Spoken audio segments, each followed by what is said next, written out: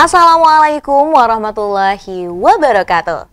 Halo pemirsa setia Sultan TV dimanapun Anda berada. Kembali lagi bersama saya Raudloh Rida dalam dialog Bincang hari ini. Pemirsa, Indonesia diberkahi dengan kekayaan alam melimpah serta wilayah kepulauan yang terbentang dari Sabang sampai Merauke. Tentunya ada beragam suku budaya. Salah satunya ada di Provinsi Banten, yaitu suku Baduy. Suku Baduy dikenal sangat menjaga tradisi leluhur. Ada banyak sekali potensi alam dan juga kekayaan budaya yang dapat kita pelajari. Namun, akhir-akhir ini nih, ada banyak pemberitaan yang justru mengarah pada eksploitasi masyarakat suku Baduy yang dilakukan oleh beberapa oknum. Lalu, sebenarnya apakah suku Baduy ini tereksplorasi atau justru tereksploitasi? Saat ini di studio Sultan TV telah ada narasumber kita, Bapak Uday Suhada, yang juga merupakan budayawan sekaligus pendamping komunitas adat Baduy. Mari kita sapa terlebih dahulu pemirsa. Assalamualaikum Mbak Uday. Waalaikumsalam warahmatullahi wabarakatuh, Teh Rida. Apa kabar nih Pak? Alhamdulillah sehat. Alhamdulillah sehat. Tentunya ini udah sering ya Pak Uday untuk main ke Sultan TV ya Pak? Iya, alhamdulillah teman-teman di Sultan TV kerap kali memberikan kesempatan saya untuk ngajak ngobrol diskusi. Oke. Dan tentunya Pak, saya mau mengucapkan terima kasih nih. Akhirnya Bapak hari ini berkenan untuk meluangkan waktunya kita berbincang Pak. Ya. Terkait dengan tema yang sebenarnya ini lagi hype juga nih Pak. Suku Baduy ini yang katanya ini tereksploitasi, bukan tereksplorasi. Nah, kita langsung aja nih pemirsa, karena ada banyak pertanyaan nih Pak ya, yang mungkin ini juga dipertanyakan oleh netizen-netizen yang ada nih Pak. Salah satunya nih Pak, ada banyak influencer yang membuat konten dengan cara mengeksploitasi masyarakat Baduy. Khususnya nih Pak, entah itu di Instagram, entah itu di YouTube, ini berkenaan dengan perempuan Baduy. Tanggapan Bapak nih, selaku budayawan dan juga pendamping adat Baduy seperti apa Pak? Ya, yang pertama kita harus bisa pilah antara eksplorasi dan eksploitasi. Kalau yang sepengalaman saya, bergaul dengan komunitas adat Baduy sejak tahun 1994. Saya pertama kali bersentuhan dengan masyarakat adat Baduy sampai dengan saat ini, terus kita jalin, dan Baduy bagi saya adalah kampung halaman kedua. Karena itu, ketika kita ingin memilah antara eksplorasi ataupun eksploitasi, eksplorasi itu ibaratnya begini. Kenapa sih orang Baduy selalu jalan kaki, orang Baduy dalam, tanpa alas kaki pula? Kita coba gali apa di balik makna itu semua. Sesederhana itu kita bisa contohkan dengan ketika orang dari rumah sakit pulang, kata dokternya Pak, jalan kaki tanpa alas ya.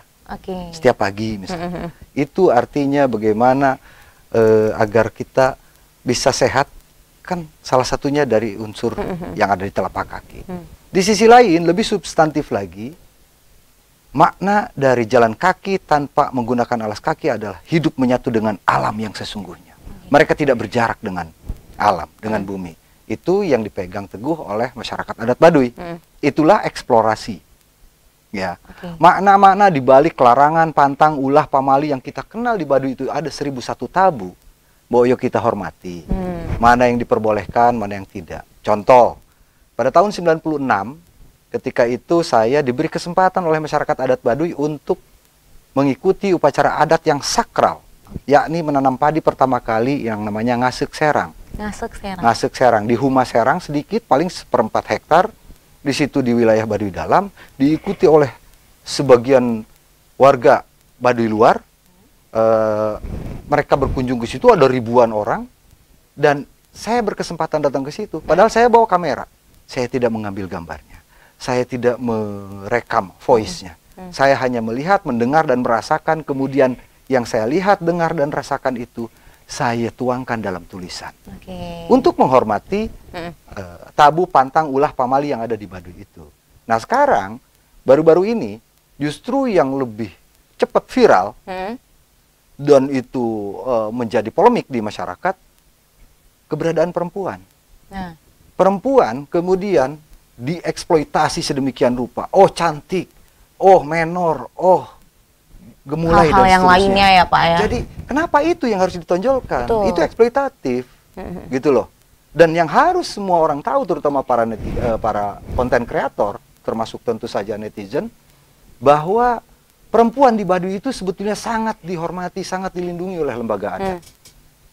Anda boleh lihat, ketika setiap tahun ada ritual yang namanya seba dari Baduy ke pemerintah, baik itu pemerintah Kabupaten Lebak, Pandeglang, Kabupaten Serang, gubernur, provinsi, itu tidak satu pun perempuan yang dilibatkan. Perempuan di belakang. Dulu di tahun 90-an sampai dengan tahun 2000-an, perempuan itu betul-betul dikebelakangkan. Nah, sekarang dengan ramainya sejumlah konten kreator yang sama sekali nggak ada maknanya gitu loh. Iya, betul Pak. Ya. Lagi-lagi saya sebagai pendamping komunitas adat Baduy nggak pernah melarang teman-teman para konten kreator untuk membuat konten tentang masyarakat Baduy. Tapi tolong yang mendidik, gitu loh. Kayak tadi, kenapa sih di Baduy nggak boleh ada sawah? Kenapa nggak boleh dicangkul? Karena itu tidak ingin merusak alam, gitu loh. Kenapa sih di Baduy tidak ada pupuk lain? Karena mereka ingin pupuknya organik. Kenapa sih di Baduy setiap orang yang sudah berumah tangga wajib punya huma? Itulah makna dari kedaulatan pangan. Berdaulat Baduy ini. Ketika ada paceklik sewindu misalnya atau 8 tahun, saya yakin tidak akan pernah kedengaran orang Baduy meninggal karena kelaparan. Karena mereka begitu safety untuk urusan pangan. Kenapa tidak itu yang dieksplor gitu loh. Bukan mengeksploitasi kemolekan kecantikan warga Baduy. Atau perempuannya begitu ya. Betul. Itu yang membuat kemudian ini jadi resah di tokoh-tokoh adatnya. Dan kenapa orang Baduy? Misalnya bagaimana di Baduy? Tentu warga itu tergantung pimpinannya. Kalau di Baduy ketika dilarang-larang. Ini juga ketika saya diundang beberapa waktu yang lalu untuk ikut dalam musyawarah adat di sana, saya mengkritik kepada pemangku adat. Apa yang Bapak kritik, Pak? Saya bilang ya tegakkan hukum adat itu. Jangan tumpul ke atas. Kan setiap kali mereka menyampaikan pesan ke pemerintah, tegakkan hukum, jaga alam, gitu kan. Terus manusiakan manusia. Ya, bagaimana kita bisa memanusiakan manusia dan memuliakan kehidupan? Itu pesan-pesan luhur dari para leluhur Baduy, gitu. Nah, tokoh-tokoh adatnya, oknum-oknumnya, misalnya ada yang melenceng, mbok yo cadar, yuk kembali ke pikukuh, ingat harus ngabaratapakeun, ngabaratangikeun, titipan. Jadi menghayati dan mengamalkan titipan dari leluhur mereka, gitu. Karena itu, saya memberikan saran kepada mereka, tolong para tokoh adat juga harus menerapkan hukum adatnya. Tentu saja meredam para mereka yang sudah menjadi korban, subjek bahkan objek, bahkan subjek juga ya, di dunia sosmed itu, untuk disadarkan. Ada loh, boleh silahkan tanya kepada tokoh adat. Di Baduy itu ada prinsip begini. Secara berkala mereka berkeliling ke semua kampung Baduy luar, mempersilahkan kepada warganya, kami lain saeutik, lain hayang saeutik, lain endung loba. Tapi lamun nyarim pedan adat, silahkan, mangga keluar ti Baduy. Kami bukan berarti tidak ingin banyak atau ingin sedikit. Tapi daripada kalian menjadi orang yang menghambat, karena kami wajib hukumnya untuk melakukan keteguhan ini, meneguhkan bagaimana mendapatkan titipan untuk menjaga perilaku, tidak merubah perilaku, ya, tidak merubah alam. Itu karena memang mereka merasa, wah ini harus sampai kapanpun harus dipertahankan adat ini. Karenanya saya sarankan kepada para tokoh adat, yuk bareng-bareng. Saya bukan orang Baduy, saya juga punya keinginan untuk bagaimana belajar tentang begitu banyak filsafat hidup yang bisa kita teladani dari masyarakat Baduy, bukan menjadikan mereka sebagai objek.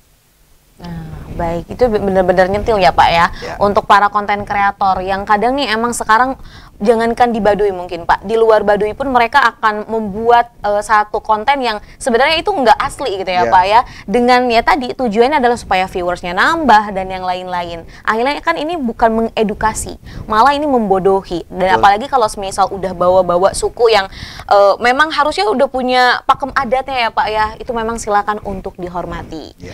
Tapi Pak, terkait dengan kejadian kemarin ya, yang eksploitasi banyak, kan sebenarnya di netizen pun Pak, di komen-komen ada yang ngomong kayak gini, ada kok masyarakat Badunya nggak komen apa-apa, nggak kenapa-napa, kok malah kalian yang repot dan yang lain-lain. Nah, sebenarnya nih Pak, tanggapan dari masyarakat Badunya itu seperti apa? Oke, ini salah satu contoh pertanyaan yang kerap kali dipertanyakan oleh orang luar. Begitu mereka berkunjung datang ke Baduy, pertanyaannya itu juga. Ya. Bosen orang. Berbeda orang datang ribuan setiap pekan datang ke Baduy, pertanyaannya itu juga. Makanya kenapa di Baduy tidak menjawab? Harus diingat saudara-saudaraku di luar, di Baduy ada istilah tewasa. Tewasa itu tidak punya kuasa. Nih, misalnya saya ngobrol dengan Rida, nanya ke Rida, Rida, ini soal ini gimana sih? Dia tahu sebetulnya untuk menjelaskan ini bisa, tapi bukan kewenangannya, maka dia jawab tewasa. Makanya diam gitu loh. Jadi itu yang harus kita pahami, bukan kayak kita sok tahu. Nah, Ya itu kan? dia, betul Pak. Segala sesuatu dilalap semua, padahal itu bukan kompetensi dia untuk menjelaskannya. Karena itu, di Baduy, siapa punya peran apa, meskipun satu pun tidak ada yang tertulis, tapi jelas tupoksi masing-masing orang, dari mulai puun, pucuk pimpinan, tangkesan, baresan salapan, jaro tanggungan 12, jaro 7, jaro pamarentah, macam-macam, Bagian sekdes lainnya dan ya. sebagainya, itu mereka punya tugas dan tanggung jawab masing-masing. Tidak juga serta-merta dilalap semua pertanyaan itu. Ya mereka misalnya diam aja kok. Ya iya, kita yang harus paham. Kenapa mereka Menghormati ya, diam? Pak, ya. Mereka itu punya prinsip ada kata tewasa. Kalau itu bukan kewenangan kita untuk menjelaskannya, mereka diam. Ada orang yang punya kewenangan untuk menjelaskan. Oh ini loh, ternyata yang punya tugas untuk menjelaskan apa. Ketika teman-teman melakukan research, misalnya apakah mahasiswa untuk skripsi, bahkan sampai disertasi begitu, berkali-kali banyak orang dari berbagai perguruan tinggi di tanah air ini yang misalnya menjadikan saya narasumber, datang ke Baduy itu pasti ditunjukkannya kepada orang yang punya kuasa untuk menjelaskan itu. Jadi tidak sembarang orang ditanya kemudian menjelaskan. Kadang-kadang itu juga tidak pada tempatnya. Ya. Jadi harus diingat. Contoh, teman-teman misalnya datang ke Bali.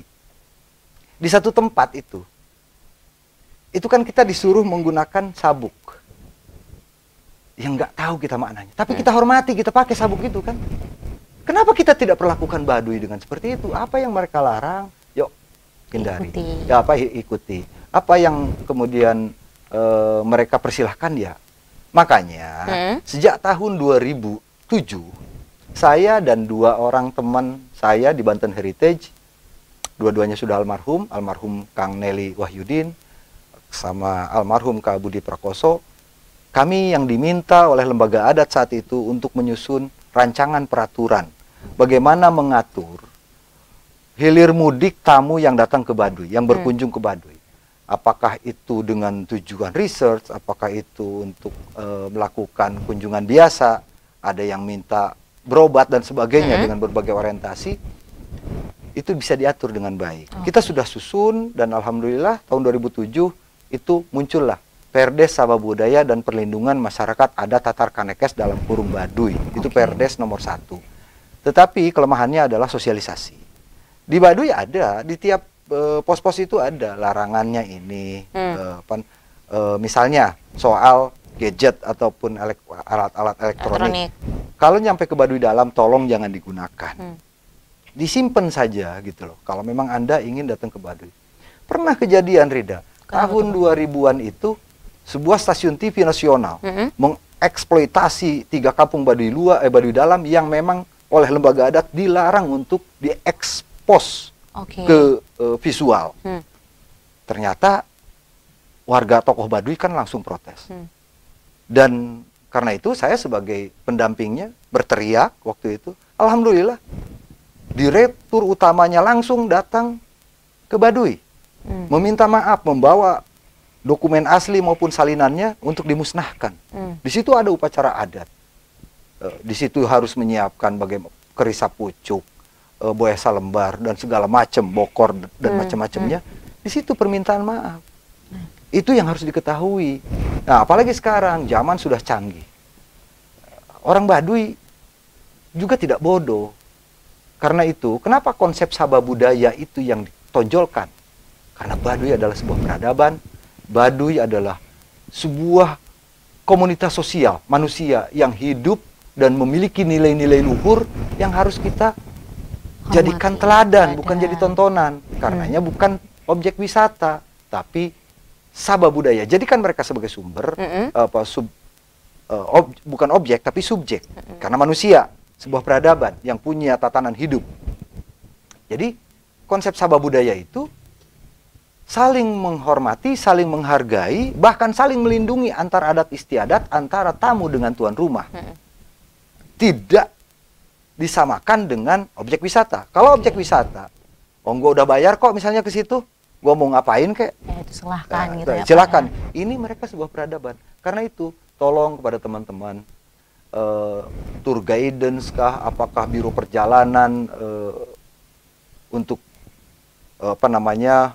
tur kemana-mana begitu, jangan samakan Baduy dengan komunitas sosial lainnya. Mereka harus kita hormati. Ya, datang ke Baduy itu ya sabah budaya. Nah, betul Pak ya. Jadi memang di mana bumi dipijak, di situ langit dijunjung. Iya. Nah, kita akan break sejenak Pak.